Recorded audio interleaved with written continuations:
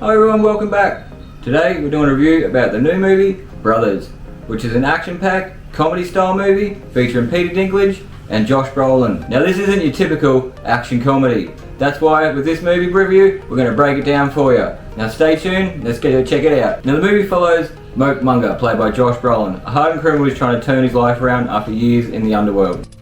You got this. Tension's right there, bro.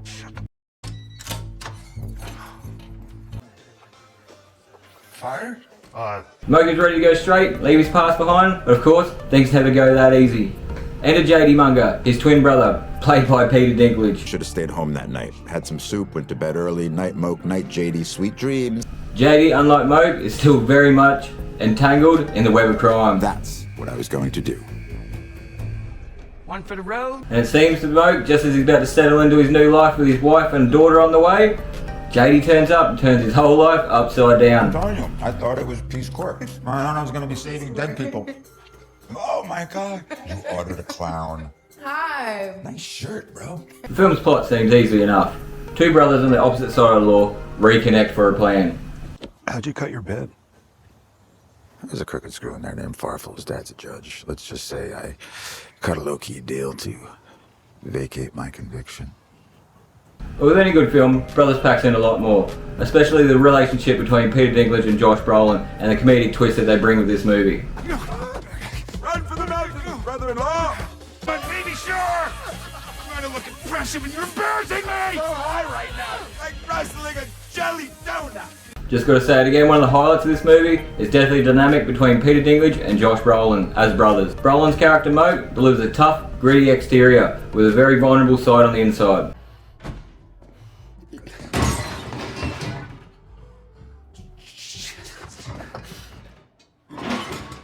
Brolin's portrayal of Moke, a man that's tired of running but keeps getting pulled back into his past, is simply compelling and sympathetic. In this movie you feel his exhaustion and yearning for redemption, and that's a credit to Brolin's acting style. But on the flip side, we got Peter Dinklage, who steals the show as JD. Peter Dinklage brings his signature wit and dry humour. That's nice of you, Muzz. You did always have the softest lips. But I'm late, you know? And there's a reckless charm with JD that makes him likeable as well as infuriating. When I was watching this movie, one thing I did notice was the chemistry between these two actors is pretty awesome. Like, they get along pretty well. They perfectly play off each other, as Moke being really serious, which is a complete flip to JD's carefree attitude. It definitely looks like the classic old couple scenario, but their sibling bond adds layers of emotional complexity that helps them with their interaction style. 1, 2, 3, Dracula. We can go 2 out of 3 if you want. Get on the floor. I just feel like Wolfman would beat out Dracula in real life, and I don't. Wolfman's once a month. Dracula is all the time. Use your head. You've been in the clink. Take the bat. I don't need your charity. I'd also like to add in just a couple of other people that are appearing in this movie. First one's one of my personal favourites, and that's Brendan Fraser. And he's playing a guard called Farfel in this movie. Still Officer Farfel until I do. And he's a prison guard that helps JD get out of prison early with a You deal. want to send him a fruit basket. No need for that. Up next we got Marissa Tomei, who plays a character called Basada in it, and she happens to be a pen pal of JD's while he's in jail. And then when he gets out, they get up to a little bit of mischief. It happened. Whoa, come on. That is nice.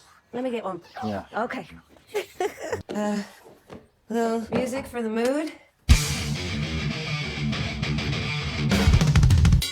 Up next we got Michael Emmett Walsh. Now this fella's a legend. He's been accredited with over 5 decades of TV and cinema appearances. You lose an entire degenerate hunchback, Jimmy. That bag better hold heads of lettuce. And last but not least is one of my favourites, Glenn Close. Now I remember her from back in the 90s because she actually played Cruella de Vil in 101 Dalmatians. Now that's enough about my nostalgia. And in this movie, she's actually playing JD and Moke's mum, and that's when you see her further on when she comes back into the boy's life with a mysterious plan.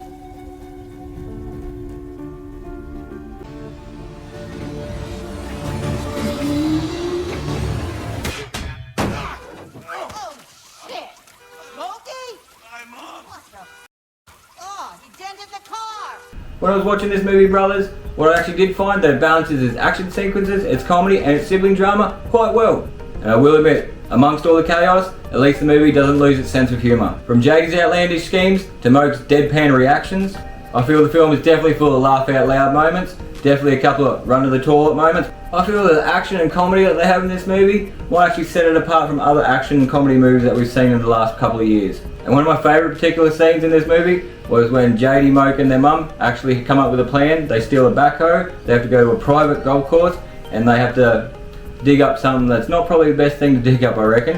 And next thing you know, they get caught by golfers and they get chased down in golf carts. And I've got to admit, the scene that they do is actually quite good. Get out of here! Look at all the red white people! Step on a bogey. Let's go! But I've got to admit, beyond all the laughs and chaos, Brothers does touch at deeper themes.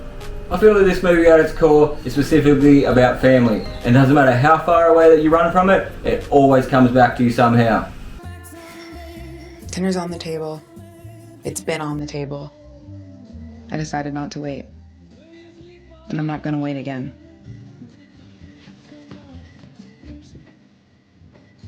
We'll hold it up together. You and me. All the way. You definitely see in this movie that JD and Moke's relationship is strained, but for some reason they keep getting pulled back together like, you know, a brotherly love. I scuffed the intro last time. This is my brother JD. He's gonna be eating with us tonight. I feel in this film it also touches on the complexities of sibling relationships, and it actually feels genuine and relatable. Cinematically to me, I feel that this film is actually shot pretty well. Definitely shows the difference between the upper class landscapes where Moke resides and the chaotic life that JD leads as soon as he gets out of prison. I feel as well in this one, the director actually used really good close-ups of the characters, so you actually can see the internal struggles that they have whilst doing the movie. While the action sequences are shot wide, so you can see the chaotic and all the energy that they're doing in those action sequences. Especially when Brendan Fraser rocks up in the mall, that's another epic scene that I can't wait for you guys to see. I am justice!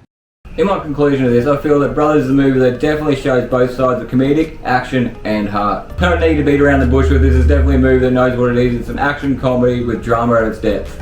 Josh Brolin and Peter Dinklage deliver stellar performances, I feel, in this one, especially because they seem to be playing twin brothers, which also makes their brotherly dynamic very good for the film. Definitely when I watched this one, the action sequences kept me watching, but as well, as soon as you see the comedy scenes, you're going to start laughing as well, especially when these guys get to meet Samuel. As well, I'd just like to put a special mention out to Brendan Fraser, who I actually think he plays a very good character in this movie. If you're looking for a new movie that's got some action, comedy, and drama in it, I feel this might be a new movie for you to go check out. I for one will definitely be watching it again, so I would definitely, if I was you, put Brothers on your watch list. Now, thank you for watching Bushwick Review Hub.